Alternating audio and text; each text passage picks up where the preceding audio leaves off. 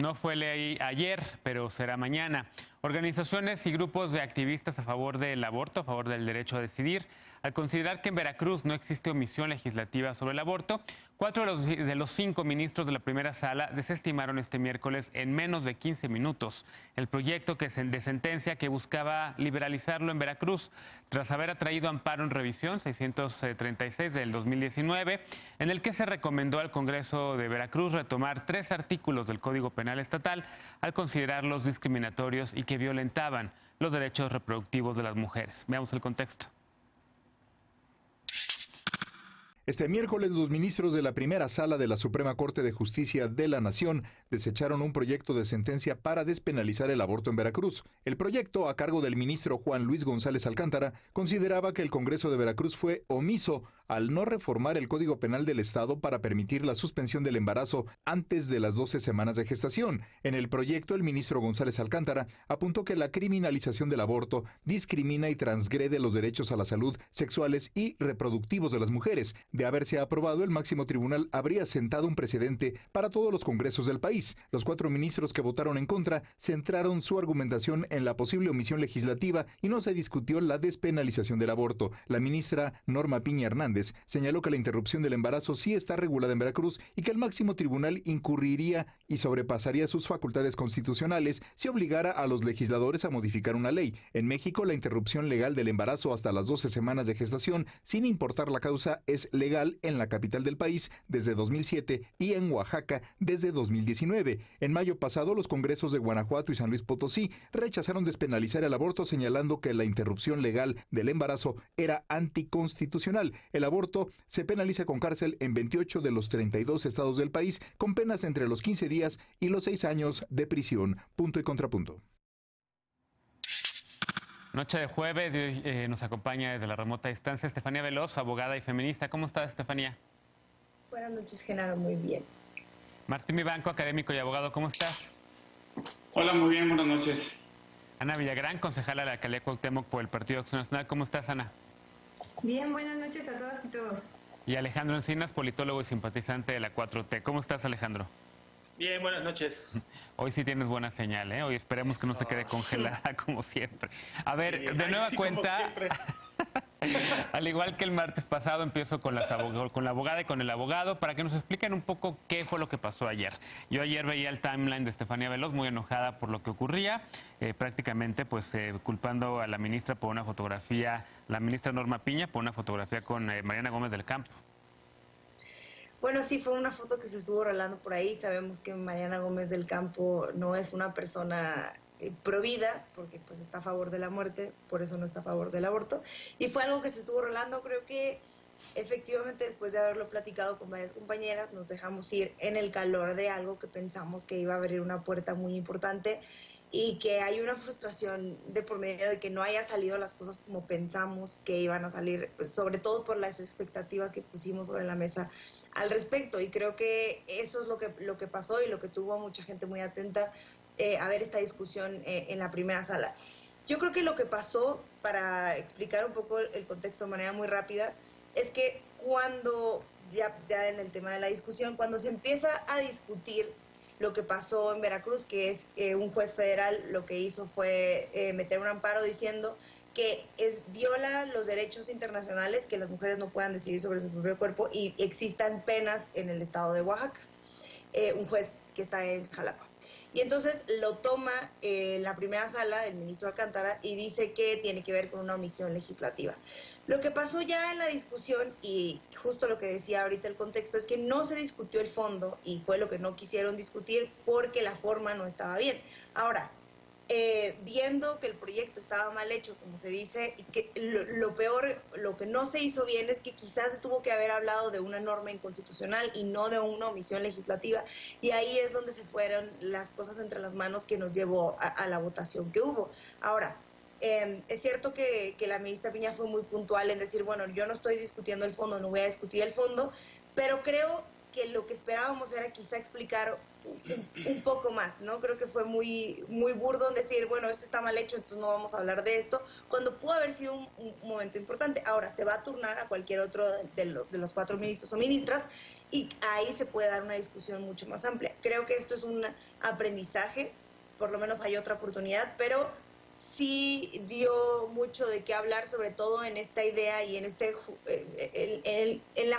la justicia que tenemos en México, pero que además nos lleva a tener juristas muy conservadores y conservadores sí. en la técnica. Y creo que eso es lo que molestó, ¿no? Como, ay, otra vez es más importante la forma que el fondo. Pero entiendo y creo que muchas entendimos, se va a seguir dando, va a ser una discusión, pero sí abrió por lo menos la posibilidad de que se discuta y de sentir cómo molestó al resto de la gente, ¿no? Sí, había mucho enojo, ¿no? Pero digo, la fotografía, también creo que por ahí tengo una foto con Mariana Gómez del Campo. Bueno, la verdad es que eso no significa que yo no esté a favor de algo o esté en contra. Yo soy, por supuesto, a favor del derecho a decidir de las mujeres y a través de varias organizaciones con las que colaboro, bueno, defendemos ese derecho. Martín, después de haber escuchado a Estefanía, punto contra punto, ¿quieres explicar un poco más lo que ocurrió ayer en términos jurídicos? Para explicarle a la gente, como hiciste con tu columna del Universal hoy explicando el tema de Lozoya, porque ahora no explicas también qué pasó ayer. Estoy de acuerdo con Estefanía. A ver, nada más como cuestión previa. Yo estoy totalmente a favor, ¿no?, de que se le reconozca el derecho a todas las mujeres en todos los instrumentos jurídicos a decidir sobre su cuerpo. Si hay un concepto compartido de dignidad, es que todo ser humano es un fin en sí mismo y nadie puede ser un medio, ni siquiera un medio para parir. Y penalizar el aborto es instrumentar a la mujer, ¿sí?, porque lo utilizan como medio para parir. Es indigno y punto. Entonces, eso sí lo quiero dejar. Ahora, muy claro, lo que pasó en la Corte es otra historia. El proyecto, como dice Estefanía, pretendía declarar inconstitucional, ¿no?, varias normas del Código Penal por una vía poco típica, que es la de la omisión legislativa. ¿Cuál es la típica? Hay una norma que dice X, hay una norma inferior que dice no X, hay una contradicción entre ambas, la superior le gana a la inferior se expulsa del ordenamiento jurídico. Eso es lo normal, eso es lo que se hace en un amparo, en una acción, etc. La omisión legislativa es precisamente eso, una omisión de que el legislador no ha legislado, ¿no? ¿Y en qué consistía en esa omisión en este caso? Que ahí se hay una precisión, no fue el ministro el que construye el caso en torno a la omisión, sino es el juez de distrito el que hace eso. Y empieza y dice, ok, hay muchísimas normas internacionales, y sí es cierto, hay muchísimas que prohíben el trato discriminatorio y también la violencia contra la mujer. Entonces, el juez dice, pues de ahí me voy a agarrar y voy a decir que hay un mandato de legislar. El problema es que ya estaba legislado. Entonces, ¿hay omisión? Pues no hay omisión, porque simplemente sí había una norma jurídica, que fue lo que dijo la ministra Piña y también todos los demás ministros. Por eso tampoco discutieron tanto, porque no había una omisión. Teóricamente se puede estirar la liga, sí, pero no es tampoco una cuestión técnica que no tenga ningún fondo. Porque aquí sí hay dos valores contrapuestos. Está el valor de la democracia representativa, que está inserta en el poder legislativo, y el poder de los jueces. El poder de los jueces, que puede tirar la legislación, se tiene que limitar muchas veces y tiene que seguir ciertas reglas, porque el legislador tiene legitimidad democrática, el juez no. Y ese simple hecho, pues los pone en dos esferas distintas. Entonces tú como juez no puedes legislar, y ordenarle a un legislador que derogue y luego legisle es algo bastante poderoso, ¿no? Sí, bastante poderoso y muy peligroso en muchas democracias. Claro. Precisamente por eso, Encinas, yo siempre he dicho que Morena, con estas mayorías que tiene, con el PT, con sus aliados de izquierdas en varios congresos, prácticamente en 19 congresos tiene mayorías, pero además también en el federal, yo creo que este es un tema que le toca al Poder Legislativo, y creo que los legisladores y las legisladoras de izquierdas, de las izquierdas representadas en el Congreso de la Unión y en los congresos locales, pues se lo deben a las mujeres, y me gusta que lleguen estos temas a la Corte.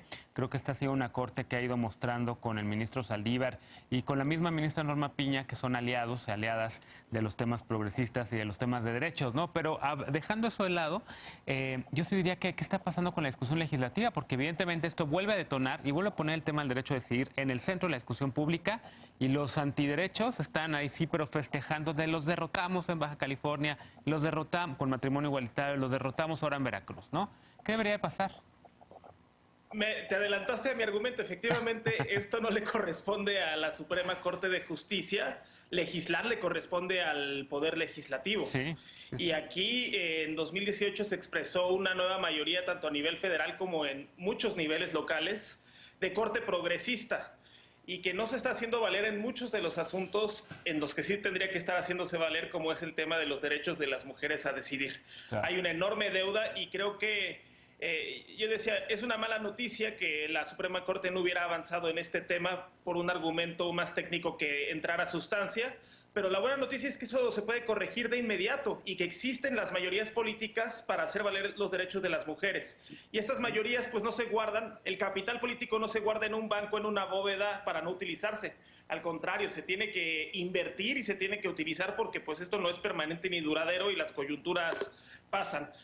Dicho esto, yo creo que sí, efectivamente, no hay una omisión legislativa, porque ya está legislado el tema, es un prohibicionismo y una criminalización de las mujeres, así está la ley, es discriminatoria, pero lo que sí hay es una contradicción legal en donde las legislaciones secundarias y las legislaciones locales van en contra del artículo primero constitucional que entró en vigor en abril de 2014 y a partir del cual las convenciones internacionales en materia de derechos humanos se elevan, tienen el mismo rango que la Constitución. ¿Y qué te dicen estas convenciones y qué te dice el artículo primero? Pues que tiene que garantizarse el principio de pro persona, es decir, la interpretación que más beneficie, que más garantice los derechos de las personas, que no tiene que haber regresividad, que las leyes no pueden ser discriminatorias, y aquí lo que tenemos son legislaciones locales claramente discriminatorias, hechas por hombres privilegiados, en contra de las mujeres y en un ámbito de absoluto control de los cuerpos y de sus decisiones.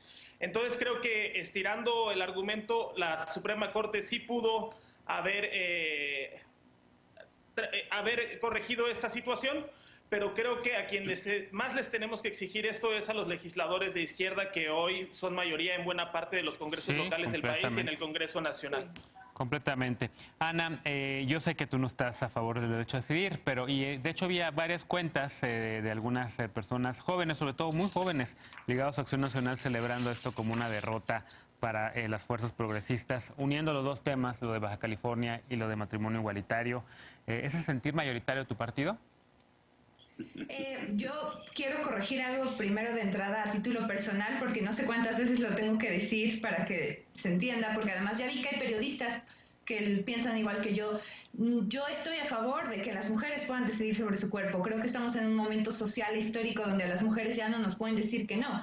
Yo estoy en contra de que las mujeres aborten, pero no estoy en contra de que lo tengan prohibido. Yo creo que nos estamos equivocando en ese sentido, pero es una perspectiva muy personal. No hablo ni a nombre de mi partido, pero sí a nombre de una generación de mujeres jóvenes pues que estamos construyendo desde un partido en el que creemos y que entendemos además por qué estamos en contra del aborto. Pero creo que el tener que imponerle a otras mujeres, pues creo que es incorrecto. Creo que tenemos que construir más o sea, legislación como lo he repetido ya, para que una mujer que no se quiera embarazar no se embarace, y ese tendría que ser también pues ya la manera en la que se discute este problema, porque de que tenemos un país polarizado en este tema lo tenemos. Tenemos a los que están en contra y tenemos a las radicales que están en favor, que se me hizo de muy bajo nivel que estuvieran atacando a Mariana Gómez del Campo y a la ministra Piña, cuando en realidad hubo 4 votos en contra. No solo fue uno, fueron 4. Y aún así, aunque ella hubiera votado, es decir, no, se me hizo como se obsesionaron demasiado en ese tema. Lo que yo estoy de acuerdo es que al final no le podían dictar al gobierno, perdón, a Veracruz, al Congreso de Veracruz, el contenido legislativo. Está en sus manos y, como tú bien lo dijiste, tienen mayorías en el Senado. Lo único que le falta a Morena es valor, porque en el gobierno pasado vimos que el PRI lo intentó y aunque Peña Nieto lo estaba impulsando, pues el Congreso se les puso en contra, y no solo eso, pues vimos que perdieron en la intermedia. Y yo creo que eso es justo lo que yo creo que Morena prefiere traicionar las causas que lo llevaron al poder y traicionar a sus votantes como Estefanía, que está muy ilusionada con esta causa y que yo creo que el presidente la va a traicionar porque no van a impulsar esta causa. A ver, déjame preguntarte algo, Ana. Para bien de los que lo apoyan, no sé. Déjame preguntarte algo, porque dices que estás a favor de que se empodere o se le dé información a las mujeres para que no se embaracen, para que quien no se quiera embarazar no se embarace. Pero al mismo tiempo, Acción Nacional está presentando, llevan ya 10 estados ahorita, presentando esta ley llamada PIN parental, en donde quieren quitarle a los menores, a las adolescentes, la posibilidad de tener educación sexual, justamente para evitar embarazos adolescentes, que es uno de los problemas más grandes que tiene México. ¿Qué dirías de eso? Sí. Pues que tenemos que dialogarlo. El presidente Andrés Ataide acá en el PAN de la Ciudad de México, dado todo el debate que se armó con nuestra propia militancia, como tú lo viste, jóvenes, pero de todas las edades, o sea, tuvimos posturas de todo tipo. Yo discutí, o dicho, pude platicar con consejeras regionales del PAN en la Ciudad de México en los chats que tenemos, mujeres que comparten una postura como la mía. Pero a lo que voy, el PAN tenemos que entrar en un diálogo de a de veras e internamente como para definir cuáles van a ser nuestras posturas y también dejar bien claro por qué estamos en contra de que las mujeres aborten. No es por prohibirlas a las mujeres, que sé que es así, que puedan decidir sobre su cuerpo, sino porque nosotros entendemos que la vida comienza desde la concepción. Y en todo caso yo haría un llamado a que la Corte o a que se empiece a discutir también este tema, desde en qué momento empieza la vida, porque a mí me hizo lamentable el comentario de Martín de que a las mujeres se les hace un medio para parir. Pues a los hombres no los consideramos un medio para eyacular y también son responsables de muchos de los embarazos no deseados de este país, ¿saben? Entonces, la corresponsabilidad de que las mujeres aborten también está, y ayer lo discutía yo con Yuriria Sierra en su mesa de los miércoles, también forma parte de los hombres. Y entonces, de todas aquellas mujeres que injustamente están encarceladas por abortar, también los hombres tendrían que estar encarcelados. Sí, la educación sexual es para ambos. Esas mentiras, ¿no? La educación sexual para ambos. Y lo que decías, Genaro, yo estoy a favor. Yo creo que la educación es la solución de este problema y se tiene que entrar y tenemos que sensibilizar a los que están en contra y también sensibilizar a las que están a favor. Tenemos que hacer una pausa, pero déjame darle 30 segundos a Estefanía para contestar, pero son de verdad 30 segundos, Estef, porque tenemos que ir a pausa. En México, 34 niñas salen embarazadas al día por adultos, por hombres, niñas entre 14 y 16 años. Sí. Es un problema de abuso sexual, es un problema de no querer hablar de eso, y los primeros que no quieren hablar de eso son los panistas por conservadores. Bueno, déjame hacer una pausa y vamos a regresar precisamente a hablar de ese tema, porque ayer el gobierno federal ofreció cifras que confirman el aumento de la violencia en contra de las mujeres durante esta pandemia de la COVID-19. ¿Cuáles acciones están tomando para frenarla? De nueva cuenta, volvemos a tocar este tema porque es de vital importancia para nosotros y es prioritario en esta mesa. Regresamos con este tema Punto y Contrapunto, no te vayas.